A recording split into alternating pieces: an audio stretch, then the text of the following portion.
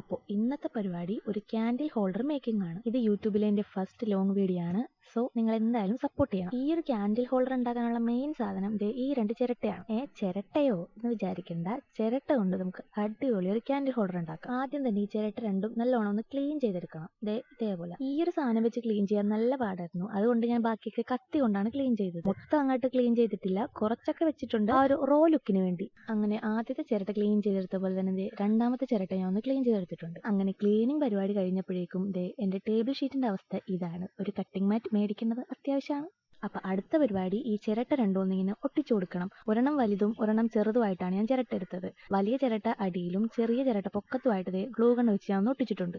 As usual ഈ ഒരു candle ഹോൾഡറിന്റെയും reference ഞാൻ എടുത്തത് പിൻട്രസ്റ്റിൽ നിന്നാണ്. ഈ 2 ചിരട്ടയും കൂടി ഇങ്ങനെ ഒട്ടിച്ചു കഴിഞ്ഞപ്പോഴേക്കും പഴയ ഒരു പ്ലാൻ പോട്ടാണ് എൻ്റെ മനസ്സിൽ വന്നത്.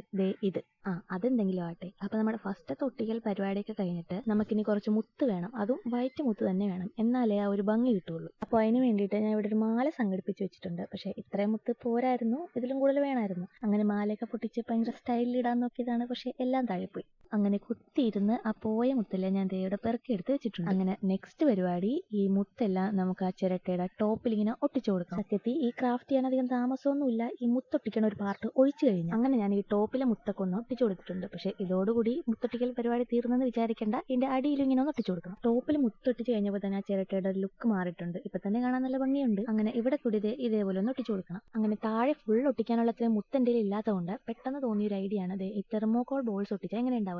അങ്ങനെ വലിയ പ്രതീക്ഷയൊന്നും ഇല്ലാതെ ഞാൻ ഒട്ടിച്ചു കൊടുത്തു. അടിയിൽ ഞാൻ മുത്തൊട്ടിക്കണ്ടെന്നാണ് വിചാരിച്ചിരുന്നത്. ഈ ഒരു ഐഡിയ കിട്ടിയില്ലായിരുന്നെങ്കിൽ അതെന്തായാലും ഒരു നഷ്ടമായി പോയി. പക്ഷെ ഒട്ടിച്ചു കഴിഞ്ഞപ്പോൾ ഞാൻ വിചാരിച്ച പോലെയല്ല, അത്യാവശ്യം നല്ല ഭംഗിയുണ്ടായിരുന്നു. പക്ഷെ മുത്തിന്റെ അത്രയും ഗ്ലേസിംഗ് ഇല്ലായിരുന്നു. ഞാൻ എടുത്ത റെഫറൻസിലും അങ്ങനെ തന്നെ ആയിരുന്നു. ഫ്രണ്ടിൽ ഇച്ചിരി വലിയ മുത്തും അടിയിൽ ചെറിയ മുത്തുമായിട്ടാണ് ഏകദേശം അതുപോലെ തന്നെ കിട്ടി. ഇനി നെക്സ്റ്റ് കുറച്ച് മുത്തിങ്ങനെ സ്പ്രെഡ് ചെയ്തിരിക്കുന്ന പോലെ ആ മിഡിൽ പോർഷനിൽ കൂടി ഇങ്ങനെ ഒട്ടിച്ചു കൊടുക്കണം. അങ്ങനെ ഈ ഒട്ടിക്കൽ പരിപാടി കൂടി കഴിയുമ്പോൾ നമ്മുടെ ക്യാൻഡിൽ ഹോൾഡറിന്റെ മുഴുവൻ പണി കഴിയും. പിന്നെ ഇപ്പൊ ഒട്ടിച്ചതിന്റെ ബാക്കിലെ പോർഷനിൽ ഞാൻ ഒട്ടിച്ചു കൊടുത്തിട്ടില്ല. എന്താന്ന് വെച്ചാൽ ഇത് അങ്ങോട്ടും ഇങ്ങോട്ടും മാറ്റി വെക്കാനുള്ള എളുപ്പത്തിന് വേണ്ടിയിട്ടാണ്. കഴിഞ്ഞു, ഇത്രയുള്ള പരിപാടി. ഇനി ക്യാൻഡിൽ ഹോൾഡറിന്റെ മെയിൻ സാധനമായ ക്യാൻഡിൽ വെച്ചു കൊടുക്കും. അങ്ങനെ ക്യാൻഡിൽ കൂടി ഒന്ന് കത്തിച്ചു കൊടുത്തപ്പോഴേക്കും ഇത് കാണാൻ നല്ല ഭംഗിയുണ്ടായിരുന്നു. സത്യത്തിൽ ഇത് ചിരട്ട ഉണ്ടാക്കിയാന്ന് പറയുമെന്ന് എനിക്കറിയാം. ഇത് കാണുമ്പോൾ തന്നെ മനസ്സിലാവുമല്ലോ. എന്തായാലും ഇത് കാണാൻ നല്ല ഭംഗിയുണ്ട്. ആ ക്യാൻഡിൽ കൂടി കത്തിച്ചു വെച്ചപ്പോഴാണ് കാണാൻ ഇതിന്റെ കംപ്ലീറ്റ് ലുക്ക് ആയത്. ഈ ക്യാൻഡിൽ ഹോൾഡർ വെച്ച് ക്യാൻഡിൽ കത്തിച്ചിട്ട് ജേർണലിംഗ് ഒക്കെ ചെയ്യാൻ എന്തായാലും നല്ല ഫീൽ. അപ്പോൾ ഇനി എന്തായാലും കൂടുതൽ ജേർണലിംഗ് വീഡിയോസ് ഒക്കെ പ്രതീക്ഷിക്കാം. നിങ്ങൾക്ക് എന്തെങ്കിലും ടൈപ്പ് ജേർണലിംഗ് സജഷൻസ് ഒക്കെ ഉണ്ടെങ്കിൽ എന്തായാലും പറയണം. ഒരു ജേർണലിംഗ് സീരീസ് പോലെ തന്നെ ചെയ്യാം. അപ്പോൾ ഈ ക്യാൻഡിൽ ഹോൾഡറിൽ ക്യാൻഡിലൊക്കെ വെച്ച് ജേർണൽ ചെയ്യാൻ എങ്ങനെ ഉണ്ടാവുമെന്ന് ഞാൻ ചുമ്മാ ഒന്ന്